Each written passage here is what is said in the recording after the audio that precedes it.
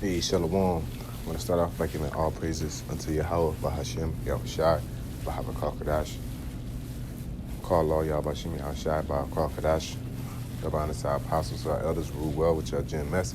Blessed citation to you brothers out there teaching and enduring truth and sincerity.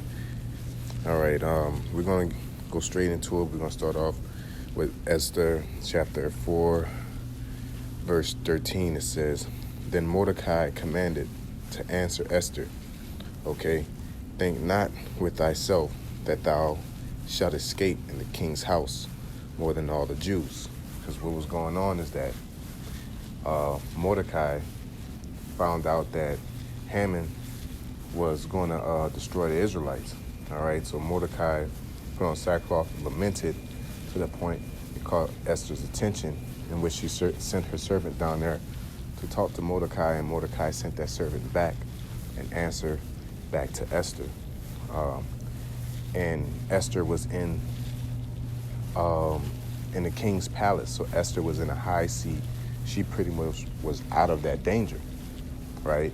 But Mordecai replied to her what? That don't think because you're in that palace that you're out of the Lord's reach. You know, if it's of the Lord's will for Israel to be destroyed, you're going to go down with Israel too, because you're an Israelite. And this is the reason why I want to bring this verse to light, is because, you know, we can't forget that we are Israelites, you know, and talking about these high-ranking celebrities or a person that feels like they don't want to do the work because they may jeopardize their position or whatever scenario that they put in their mind. All right, the Lord put the Spirit on you and give you the ability to teach this truth, and mainly and most importantly to live in this truth. All right, in all righteousness. You know, whatever office your Lord, the Most High, called you to, He didn't call you to an office that you're incapable of achieving a position. Because even Mordecai said that himself. When we continue in verse 14, he says, For if thou altogether holdest thy peace at this time, then shall their enlargement and deliverance arise to the Jews from another place. All right, but thou and thy father's house shall be destroyed. So he's putting out there like the Lord's going to deliver us from somewhere else, right?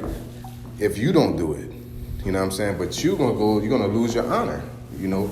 So people in these seats, like the Lord's going to deliver Israel, man, right? So, but you having the power to change it, you don't do nothing. What you think that's going to happen? What you think is going to happen to you? You're going to go in dishonor when you had a position to do it, all right? It says, but thou and thy father's house shall be destroyed. And it says, and who knoweth whether thou art come to the kingdom for such a time as this? So he's telling her, like, you don't want to sacrifice something, or you think it's a safe spot, and relative to the people in this time, Israelites in this time, you may have a position at your job or position in society to where you're like, oh, I can't do that. That'll risk this situation. But you don't know that the Lord puts you in that situation for that said moment to say that. You know, all you can do is control the present. You can't control the future, you know. But what you can do in the present is uphold your honor and be the most honorable person you can be in the situation that you're in. You know, and the honor goes to who? Yahweh Bashim Yahushai. You know, the praise, the worship, you know, that type of reverence, you know. So with that being said, you know, we want to say all praises to Yahweh, Bahashem, Yahushai, Bahabakakadash, the honest our apostles, our elders who rule well. Blessed citation to you brothers out there teaching and enduring truth and sincerity. A sincere Habatham Sequoia. Shalom.